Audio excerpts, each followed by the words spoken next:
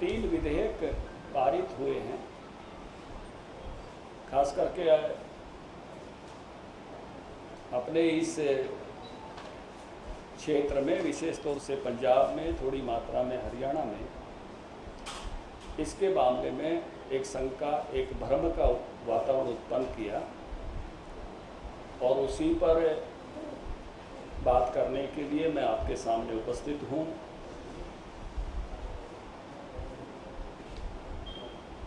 मैं कहूँगा कि जो बुरी बात है वो ये है कि एक पॉलिटिकल पार्टी जो पंजाब में शासन में है, हरियाणा में प्रमुख विपक्षी दल है, देश में विपक्षी दल है, उसने ही अपने घोषणा पत्र को एक तरफ करते हुए अपने पुराने भाषणों को दरकिनार करते हुए अपने द्वारा बनाई गई कमेटियों की रिपोर्ट को दरकिनार करते हुए इनका विरोध करना शुरू किया है। ऐसे लोगों को अपने बनाए हुए कानूनों का भी, क्योंकि खुद कैप्टन साहब तो 2017 में इस प्रकार का नियम, इस प्रकार के कानून बना चुके हैं। कांग्रेस पार्टी ने अपने चुनाव में जो घोषणा पत्र में कहा वो लोगों के सामने है।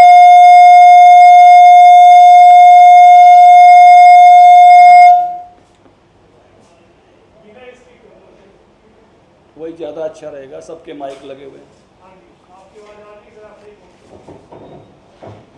उन्होंने अपने जो एग्रीकल्चर का, किसान और कृषि श्रमिक का जो 7वां अध्याय अपने घोषणा पत्र में लिखा था, उसके 11वें नंबर में यही बातें कही हैं। कांग्रेस कृषि उपज मंडी समितियों के अधिनियम में संशोधन करेगी, कृषि उपज के निर्यात और अंतर राज्य व्यापार पर लगे सभी प्रतिबंध समाप्त हो जाएं, ये उसमें लिखा है। इसी प्रकार से इन्होंने एक कमेटी बनाई थी मुख्यमंत्रियों की, हुड्डा साहब उसके मुखिया थे, मनमोहन सिंह जी को उसकी रिपोर्ट सौंपी थी। ये वो बड़ा प्यारा सा फोटोग्राफ है जो रिपोर्ट उन्होंने सौंपी थी, और ये कमेटी का 20 नंबर पेज है जिसको कोट में आपके सामने कर रहा हूँ। उसका पैराग्राफ नंबर 5.13 है, इसमें वो लिखते हैं the market of agriculture produce must be immediately freed of all sorts of restrictions on movement, trading, stocking, finance, exports, etc.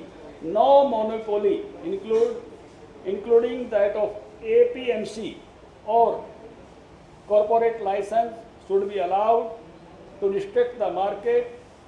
The concept of farmer market, where farmers can freely sell the consumers directly, must be promoted.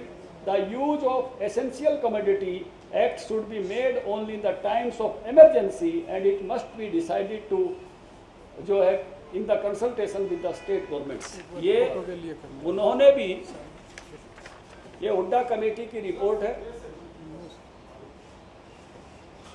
यही बात इन्होंने यहाँ कही है। पहली बात तो ये है कि ये लोग विचार बदलू लोग हैं। ये केवल दशकों तक परिवर्तन की बातें करते रहे, इन्होंने परिवर्तन किए नहीं। ये इनकी फितरत है। 50% प्रॉफिट के साथ फसलों के दाम दिए जाएं, ये किसानों की बहुत पुरानी मांग थी,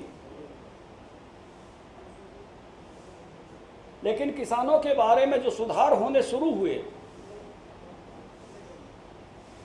वो जब अटल बिहारी वाजपेयी जी प्रधानमंत्री थे तो उन्होंने किसान क्रेडिट कार्ड दिया और इंटरेस्ट रेट 18 से 9% पे लेके आए।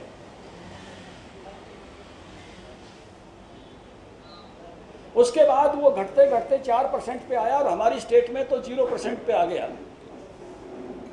कोऑपरेटिव का सारा ब्याज हरियाणा सरकार भरती है। कोऑपरेटिव से जिसका किसान क्रेडिट कार्ड है समय पर पैसा देता है तो उसको कुछ नहीं भरना पड़ता।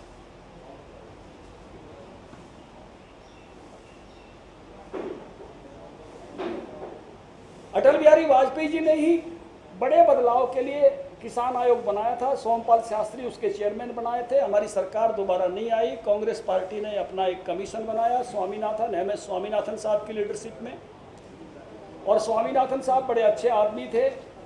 उन्होंने अपनी रिपोर्ट सौंपी और उस रिपोर्ट के बाद भी कांग्रेस पार्टी 6 साल सत्ता में रही। उन्होंने उस रिपोर्ट को इम्प्लीमेंट नहीं किया। ठंडे बस्ते में काम डालने का काम स्वामीनाथन रिपोर्ट को कांग्रेस ने करके रखा। उसी पर जब प्रेशर पड़ा तो हुड्डा कमेटी की रिपोर्ट बनाई थी, वो कमेटी की रिपोर्ट भी इम्प्लीमेंट नहीं की। हुड्डा कमेटी की रिपोर्ट की सबसे प्रमुख सिफारिश थी कि कंपनसेशन 6 से 10 हज़ार रुपये किया जाएगा। हुड्डा साहब उसको भी इम्प्लीमेंट नहीं करके गए।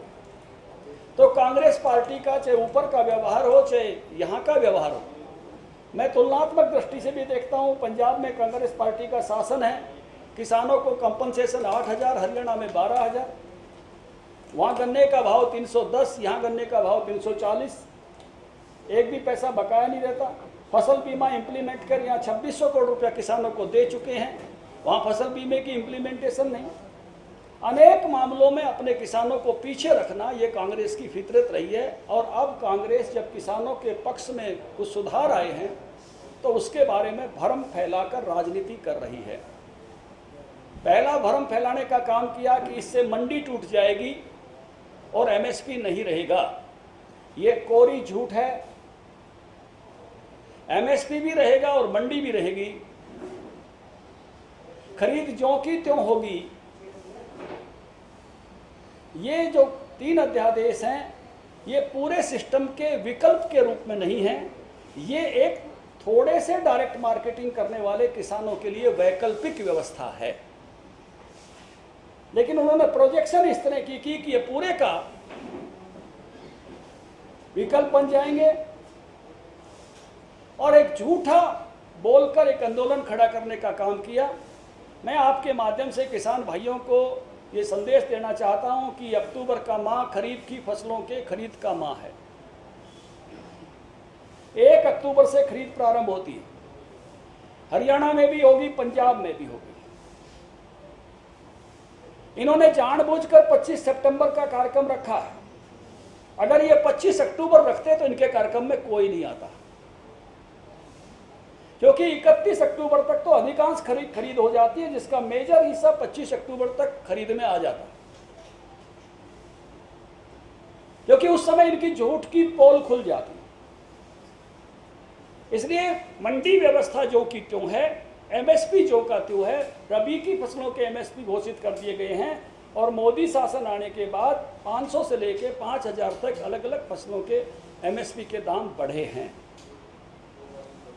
तो ये पहला विषय आपके माध्यम से मैं यही अपील करना चाहता हूं कि जो कांग्रेस ने भ्रम फैलाया है, किसान भाइयों, जब खरीद होगी तो आपको भी लगेगा कि ये लोग झूठ बोल रहे थे और झूठ के आधार पर एक आंदोलन खड़ा कर रहे थे। आपके अनाजों की पिछली तरह से ही खरीद होगी। दूसरी बात, अब इनको लगा कि खरीद हो जाएगी तो झूठ को कैसे छुपाओगे, तो उन्होंने एक नया शब्द इस्तेमाल किया, होड़े होड़े करेंगे।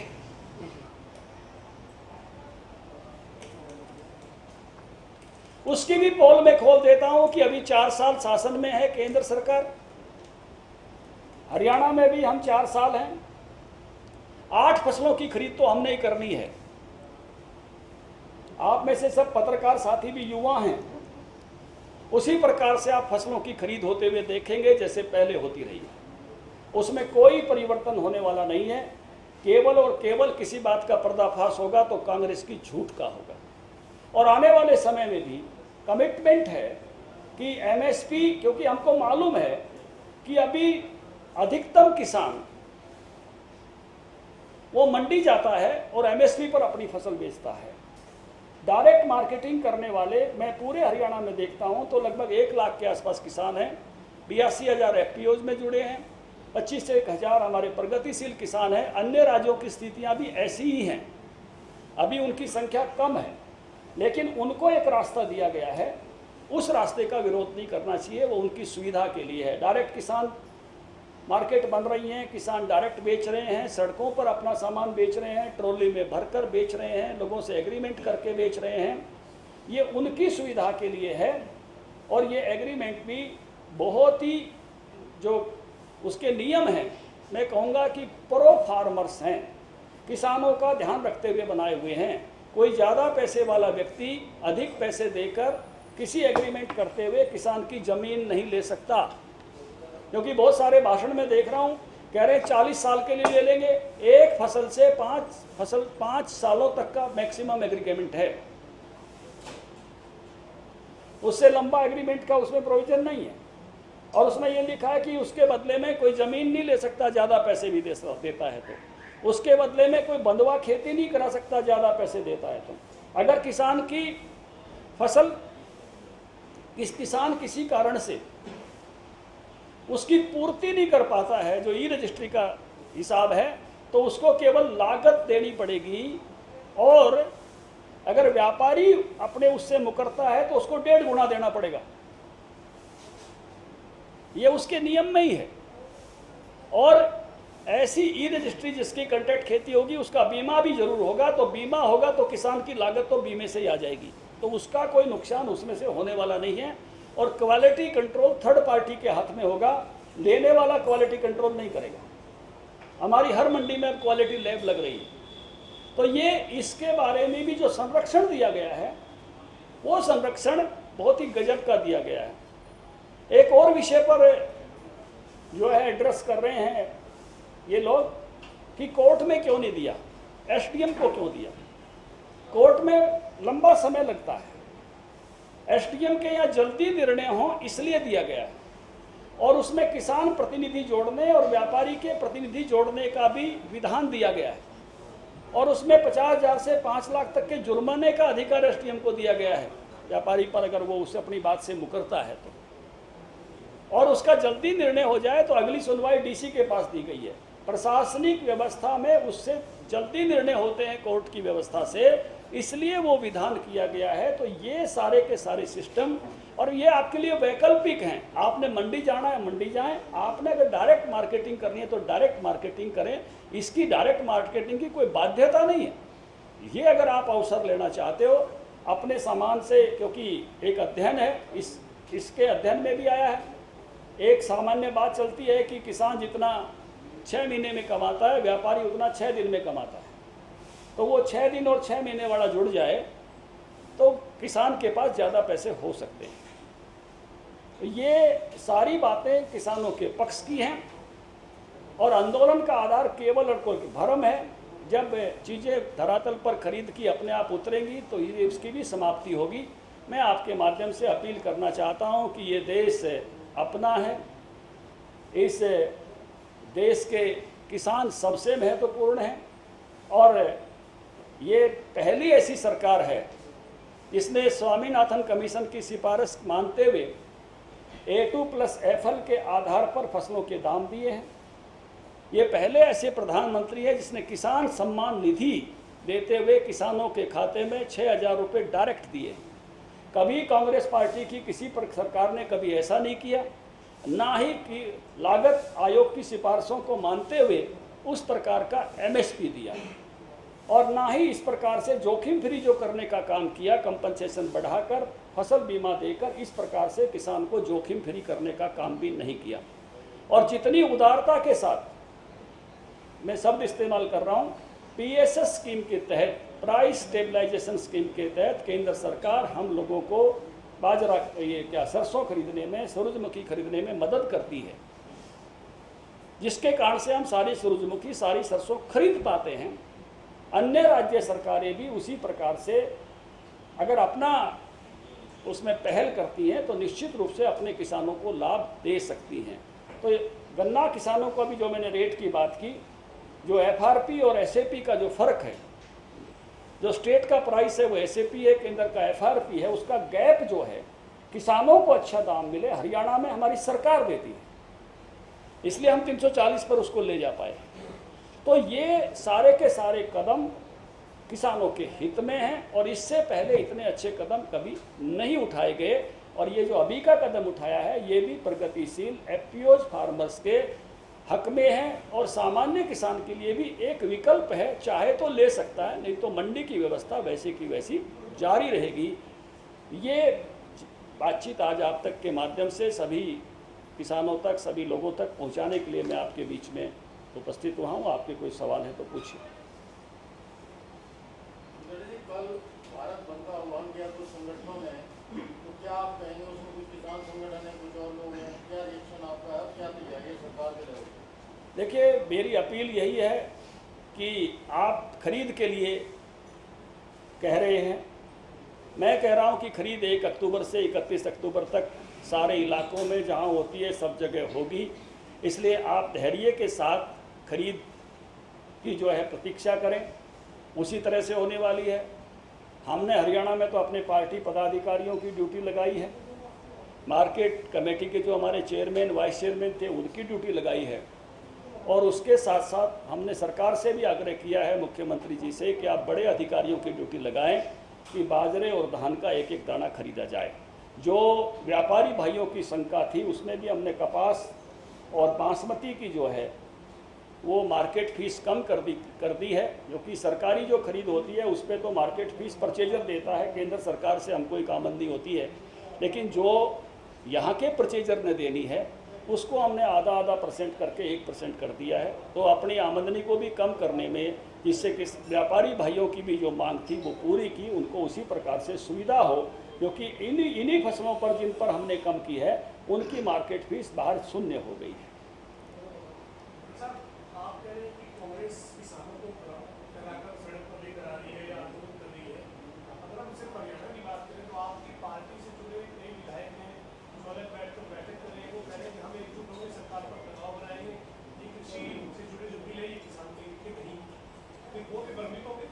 नहीं, ऐसा नहीं है।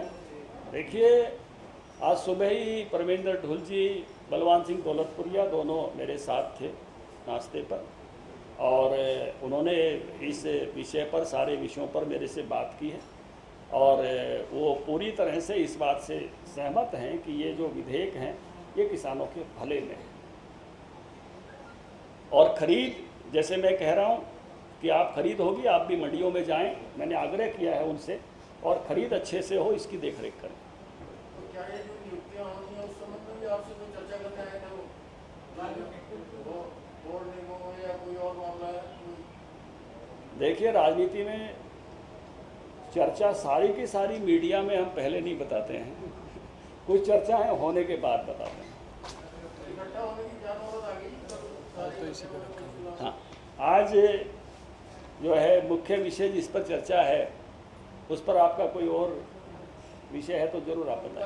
जाम वगैरह का है, रास्ते जाम करेंगे नेशनल हाईवे, कोई पार्टी के कार्यकर्ताओं को कोई दिशा निर्देश है आपकी तरफ से, क्या करेंगे? नहीं, पार्टी के कार्यकर्ताओं को तो एक ही दिशा निर्देश है कि अधिक से अधिक किसानों के बीच में जाएं और इन अध्यादेशों की जो जानकारी है वो अधिक से अधिक नीचे तक सब लोगों तक पहुंचाएं कि अध्यादेश किस प्रकार से, जो अभी बिल कानून बन गए हैं, ये किस प्रकार से हमारे किसान भाइयों के हक में है।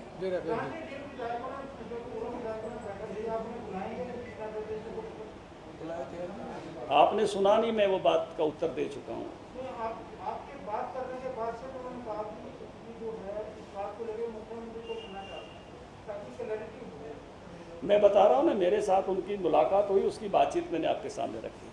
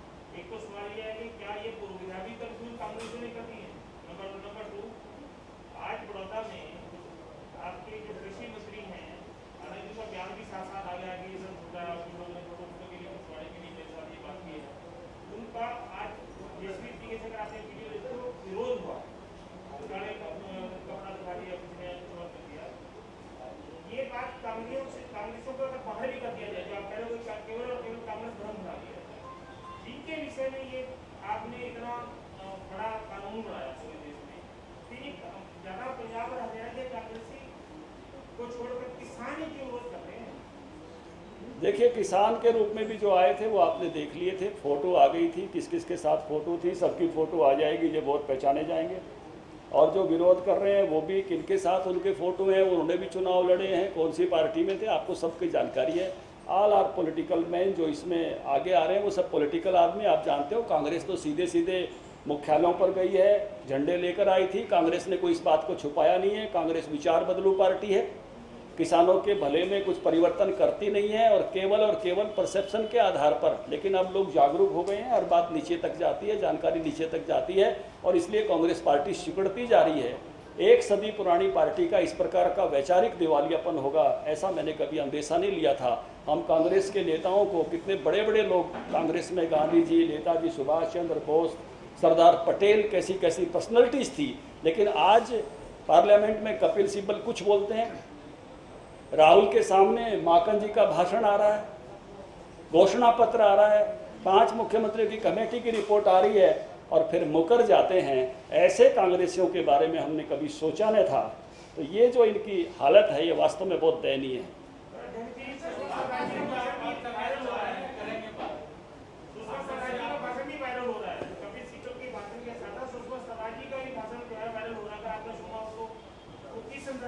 एक बार कपिल सिब्बल जी का भाषण ध्यान से सुन लीजिए, एक पॉइंट टू पॉइंट। माकन जी का भी पॉइंट टू पॉइंट सुन लीजिए।